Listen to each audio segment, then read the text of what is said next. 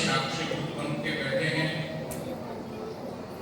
पिछले 2 दिनों से ये सत्र निरंतर लगभग 3 सत्रों में चल रहा, उद्घाटन सत्र, मध्य सत्र और समापन सत्र, ऐसे यानी कि प्रतिदिन कार्यक्रम प्रारंभ होता है और अपने समापन की ओर चलता है। और आज तृतीय दिवस में यह कार्यक्रम प्रवेश किया। चर्चाएं प्रायः 2 दिनों से हमारे दिमाग के अंदर बैठ रही है कि कोई ऐसी एक संस्था का निर्माण होने जा रहा है जो संस्कारों का सृजन करने वाली है, वेद धर्म को जिंदा रखने वाली है। यानी यहाँ वेद के ऋचाओं का गान अब प्रारंभ हो,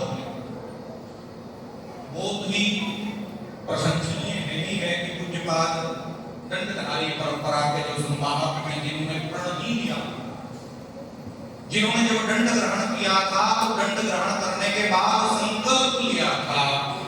क्योंकि जब दंड हाथ में दिया जाता है तो एक शब्द साथ में दिया जाता है, विष्णु हस्ते यथा चक्रम शूलम शुभकरे तथा इंद्र हस्ते यथा वज्रम तथा दंड वाद्य में।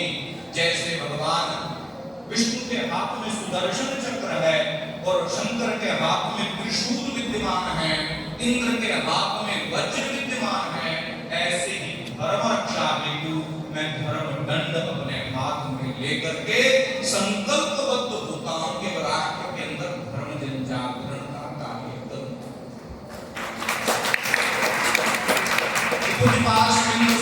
सुरेंद्राश्रम जी महाराज ने यह संकल्प लिया ही इस धर्म को, यानी कि आपके हृदय के अंदर बैठे हुए जो धर्म है वो कैसे पल्लवित हो, पुष्पित हो, उसकी अभिवृद्धि कैसे हो, कैसे आपके संस्कार जिंदा रहें, कैसे आपके जीवन में सुधार हो जाए, आपके जीवन में धर्म उतर जाए।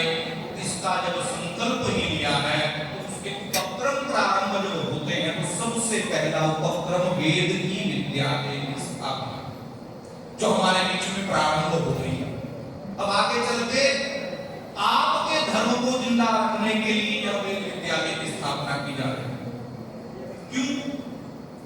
क्योंकि मेरे से पूर्व वक्ता कल्याण स्वरूप ब्रह्मचारी जी जो 2 विद्यालय श्री गंगानगर में संचालन करते हैं उन्होंने बताया, और साथ में ही गुरुनानक तीर्थ जी पूज्यपाद महाराज श्री ने भी जो विद्यालय शुक्रताल में स्थापना करते हैं उन्होंने भी बताया, ये विद्यालय बटुकों की मांग नहीं है, विद्यालय आप सबकी मांग है।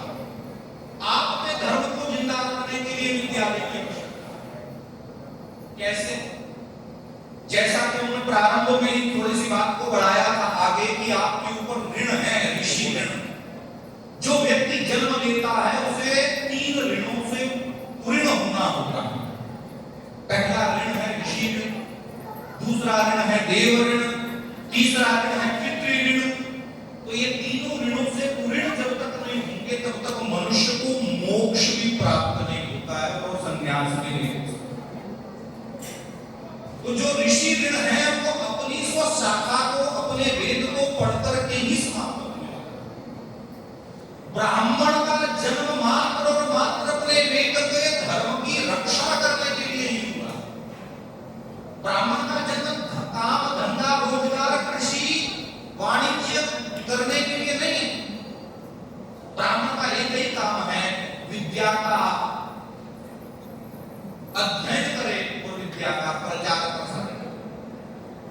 अब जब तक आप सभी लोग ये बटुक जो अभी इस वेद पाठशाला में प्रवेश लिए हैं ये तो कालांतर में अपने ऋषि ऋण से मुक्त हो जाएंगे, परंतु जो आप लोग वेद नहीं पढ़े आप कैसे मुक्त होंगे? तो मुक्त नहीं होंगे तो आपको मोक्ष के दरवाजे पर जब कबाड़ बंद मिलेगा तो उद्घाटन कैसे होगा? अंदर तो जा ही नहीं पाओगे। परिस्थितियां अनुकूल नहीं थी, व्यवस्थाएं अनुकूल नहीं थी, पर जो हमारे आसपास का निवेश समाज था वो अनुकूल नहीं था, नहीं पढ़ पाए। ब्राह्मण जन्म तो हुआ मगर नहीं पढ़ पाए। तो अब क्या करना? अब यही करना कि कम से कम मेरे साथ साथ एक बालक का ऋषि ऋण समाप्त हो जाए, यानी ऋषि ऋण से पूर्ण हो जाए। मैं एक बालक को अपने जीवन काल में गोद लेकर के पढ़ाऊंगा जिससे उसका ऋण भी समाप्त होगा और मेरा ऋण भी समाप्त होगा।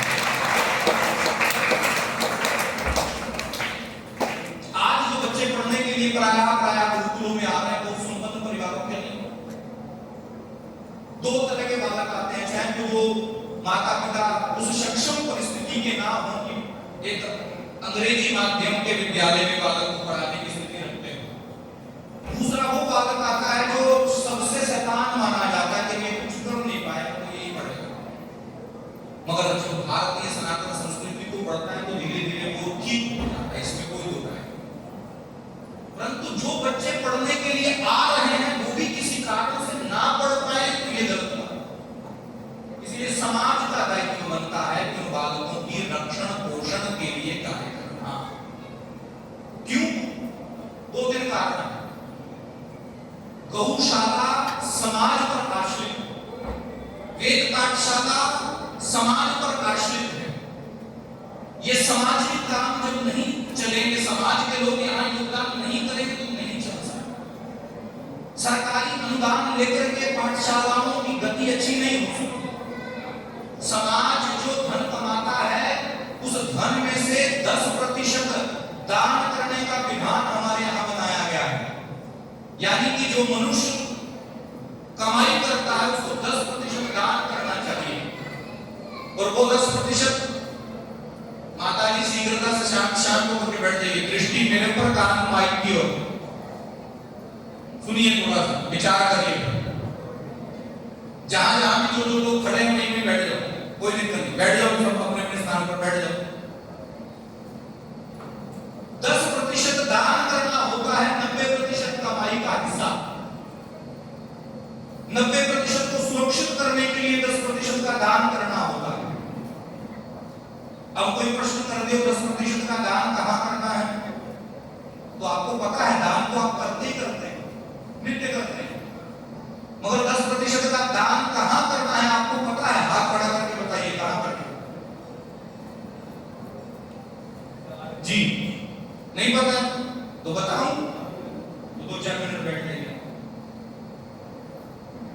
अब सुन लीजिए ध्यान से, अपने कर्णरंध्रों को खोल करके।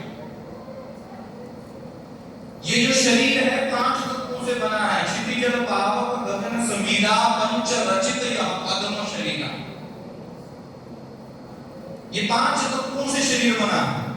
अनलाप खवायु वायु निर्मिता 5 भूतिका नारंग पर्वत देवो भूपिंडा के निराश्रय।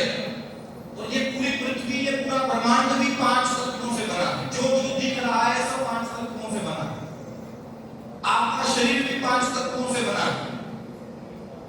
84 लाख प्रकार की योनियां 5 तत्वों से बनी है, मगर 83,99,999 योनियां धन नहीं कमाती हैं।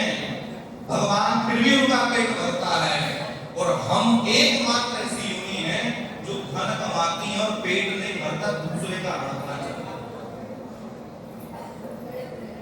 अब 90 जो हम धन कमाते हैं वो ईमानदारी पूर्वक नहीं कमाते।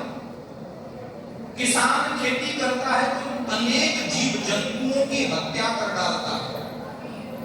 लाखों जीव जंतुओं की हत्या होती है तब खेती होती है। हम घर बनाते हैं, जमीन खोदते हैं तब हत्या होती है, बिल्डिंग बनाते हैं तब हत्या होती है। धन कमाने के लिए अनेक प्रकार की हत्याएं हमारे हाथ से हो जाती हैं जीव जंतुओं की। वो पाप कहीं तो इकट्ठा हो रहा होगा, खेती करने वाले का भी नहीं पाप इकट्ठा हो रहा होगा। पाप से पूर्ण कैसे हो जाएंगे? तो कहा कि जो हम जीवन में धन कमाते हैं वो पाप करने से ही धन कमाते हैं, इसीलिए 10% को दान करना चाहिए जिससे वो पाप नष्ट हो।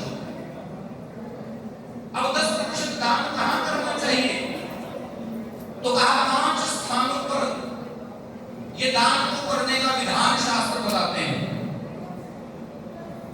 2% दान करना है गौ सेवा में, 2% का दान करना है वेद सेवा में, वेद पाठशालाओं में, 2% का दान करना है यज्ञ कर्म में, 2% का दान करना है अतिथियों के कार्य में, और 2% का दान करना है पितरों के कार्य में।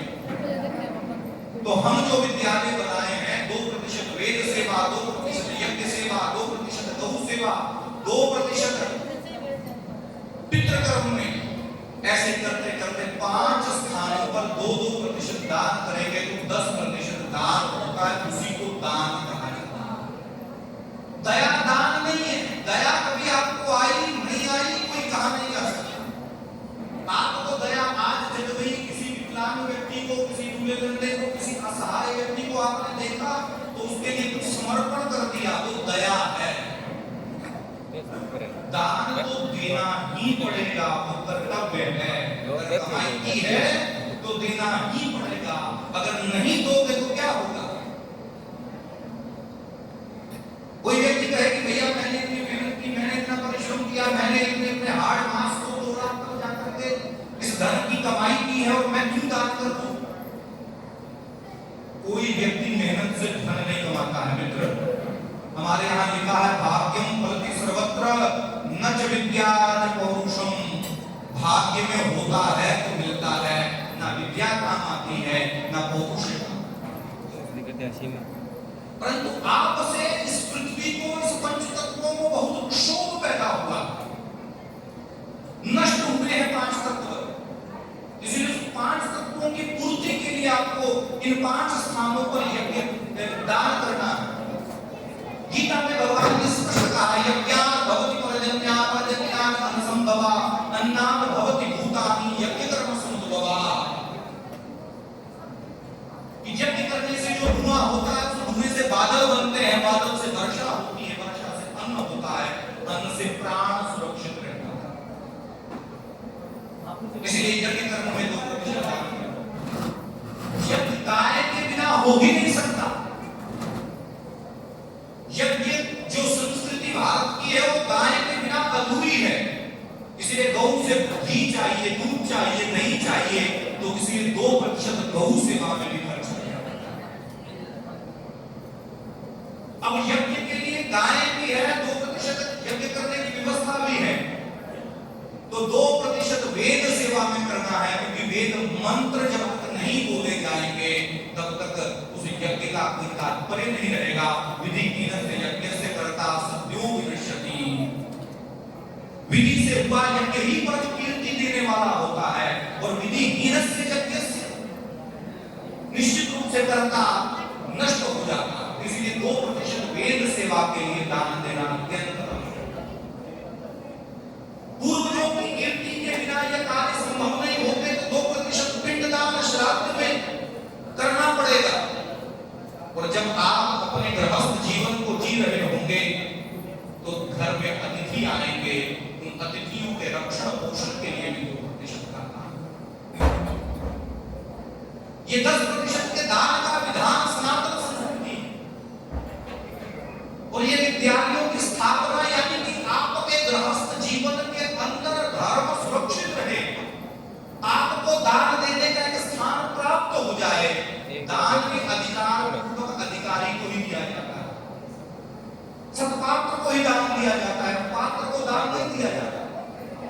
भिखारी को 10 रुपए दान दे दिए तो 10-10 करके 50 किया, 50 का एक पहुआ लेने के लिए ठेके पर पहुंच गया, घर में जाकर के पट्टी को पीटा, अपने आप को किसी से झगड़ा कर बैठा, तो उसका पाप जो एकत्रित हुआ वो कहां जाए? इसीलिए जो दान देना है वो सत्पात्र को देना है। सत्पात्र क्या है? गौशाला है, वेदशाला है, यज्ञशाला है, अतिथि है, और साथ में पितृकर्म में करना।